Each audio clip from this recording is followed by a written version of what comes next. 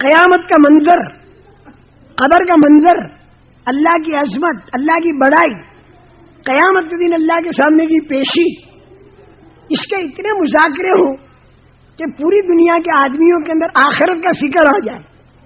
آخرت کا فکر آئے گا تو پھر دنیا کی تھوڑا سا نقصان آدمی برداشت کرے گا اپنی آخرت کے بنانے کے واسطے، کہ دنیا کی زندگی دھوکے کا سامان ہے. اللہ نے جان اور مال خرید لی تو جہاں اللہ راضی ہوگا وہاں ہماری جان ہمارا مال لگے گا. تو میرے محترم دوستو، مدد الہی غیبی طریقے پر دین کا کام کرنے والوں پر جو آئی تو ساری دنیا کے لوگوں کے اوپر ایک روک پڑ گیا، ایک روک چھا گیا ان پر. سمجھ گیا کہ بھائی ان لوگوں کی چھیڑ خانی مت کرو، ان کے ساتھ خدا کی مدد ہے. بیت المقدس کا قصہ ہے. حضرت ابو عبیدہ ابن جراح اپنی جماعت کو لے کر گئے تو بیت المقدس کے جو رہنے والے اہل کتاب تھے، یہود و نصارہ، ان لوگوں نے دروازے سارے بند کر دیے اور محفوظ ہو گئے. بات چیت شروع ہوئی. حضرت ابو عبیدہ سے انہوں نے یہ کہا کہ ہماری آسمانی کتابوں میں یہ لکھا ہوا ہے کہ ایک آخری نبی آئیں گے اور ان کے ماننے والوں میں ایک شخصیت ہے، اس کے ہاتھوں یہ بیت المقدس فتح ہوگا. وہ شخصیت ہم کو بتا دو. اس کا نام ہماری کتابوں میں ہے اور اس کا چہرہ، حلیہ، اس کا فیس یہ ہماری کتابوں میں ہے. بس وہ آدمی ہوگا تو ہم چابی تمہارے حوالے کریں گے، لڑائی بھڑائی نہیں کریں گے. کیوں کہ آسمانی کتاب جھوٹ نہیں بول سکتی. توریت و انجیل میں ہے، وہ آدمی دکھا دو ہمیں. صحابہ سمجھ گئے کہ اس سے مراد جو ہے وہ حضرت عمر ہے. حضرت عمر تھے مدینہ منورہ میں. تو حضرت ابو عبیدہ نے یہ سوچا کہ اتنا معمولی کام بیت المقدس کا فتح کرنا، اس کے لیے حضرت عمر کو مدینے سے ہٹا کر یہاں بلایا جائے، ہم ہی نمٹ لیں. انہوں نے کہا کہ وہ آدمی دکھا دو، تم چابی دے دیں گے بغیر لڑائی کے. ہے حضرت خالد کا چہرہ حضرت عمر سے ملتا جلتا تھا. حضرت خالد کا چہرہ حضرت عمر جیسا تھا.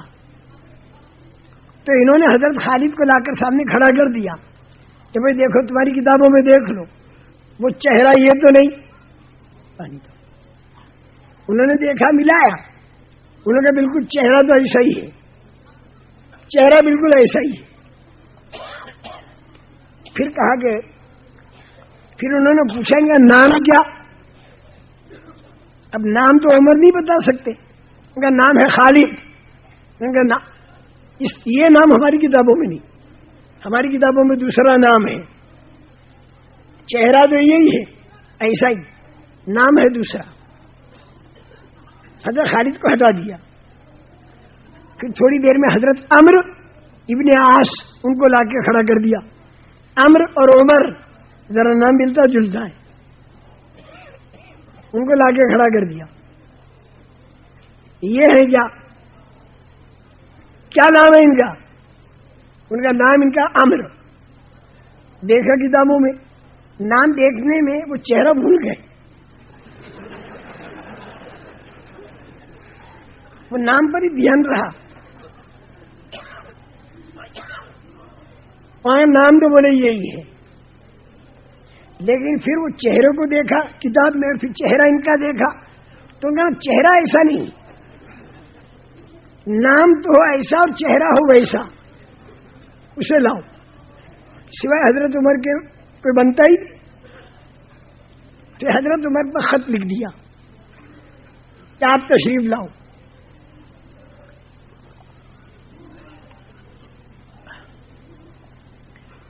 تشریف لائے. حضرت عمر مدینہ منورہ سے نکلے بیت المقدس کی طرف. صرف ایک ساتھی تھا ان کا اور ایک حضرت عمر تھے. اور باری باری سے اونٹ پر سوار ہوتے تھے، بیت المقدس کے قریب پہنچ گئے۔ حضرت ابو عبیدہ صحابہ کی چھوٹی جماعت لے کر استقبال کو آئے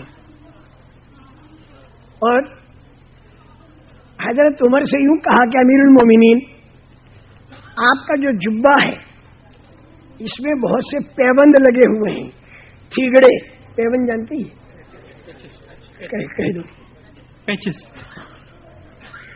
یہ پیوند لگے ہوئے ہیں اور یہاں کے لوگ اس کو بہت آدمی کو ذلیل سمجھتے ہیں جس کے پیوند لگے ہوں، تو ہم ایک جبہ لائے ہیں بغیر پیوند کا، اسے آپ لوگ پہن لو، کیونکہ سارے لوگ انتظار میں ہیں کہ مسلمانوں کا امیر آ رہا ہے، تو ہم دیکھیں گے کیسا ہے۔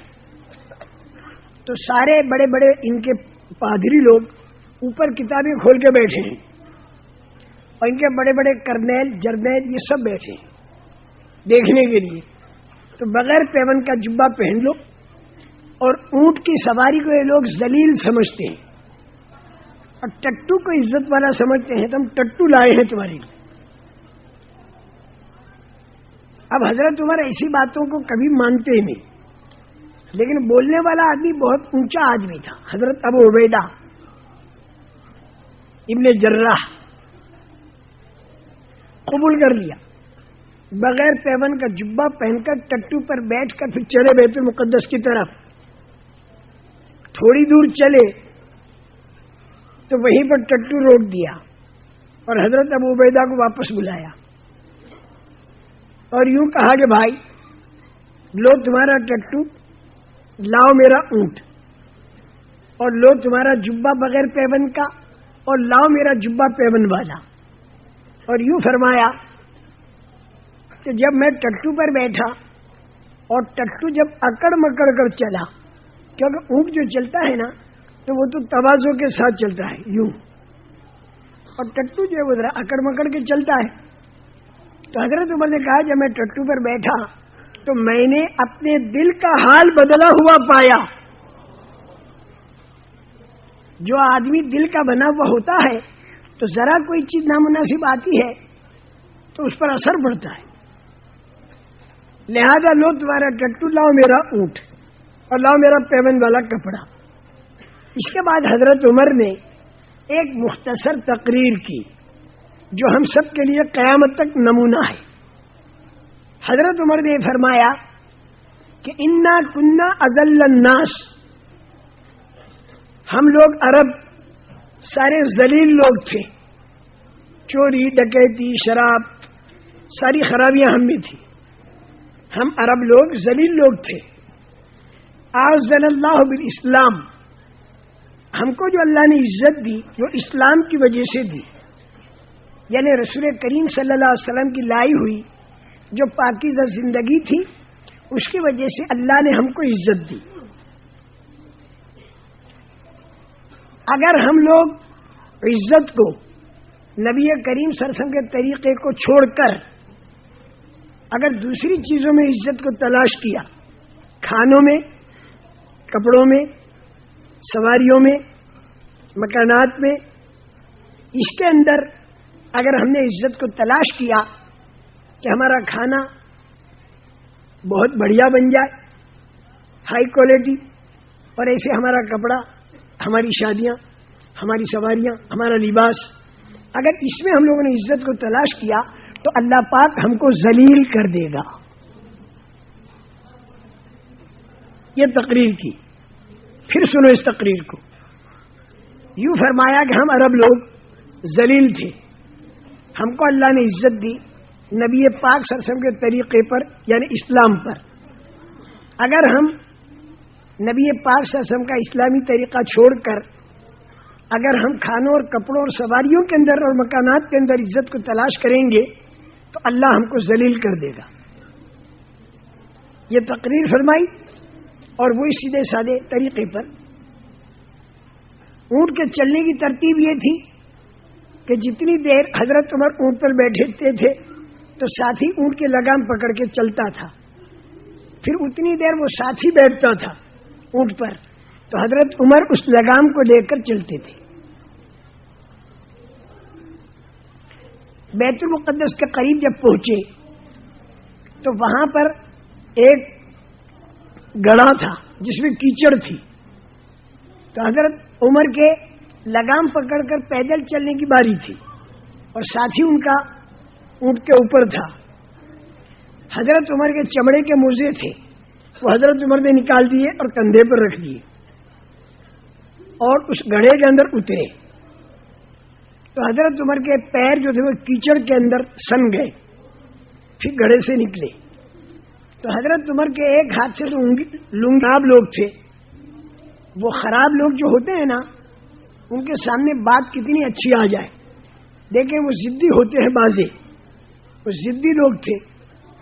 انہوں نے بیٹھ کر یہ سوچا کہ ہم لوگوں کی طاقت اگر زیادہ ہوئی اور پیسہ بھی ہمارے پاس زیادہ ہوا تو بھی ہم ان ایمان والوں کا مقابلہ نہیں کر سکیں گے. کیوں کہ ان کے ساتھ اللہ کی آسمانی مدد ہے. تو آسمانی مدد کا مقابلہ کوئی نہیں کر سکتا.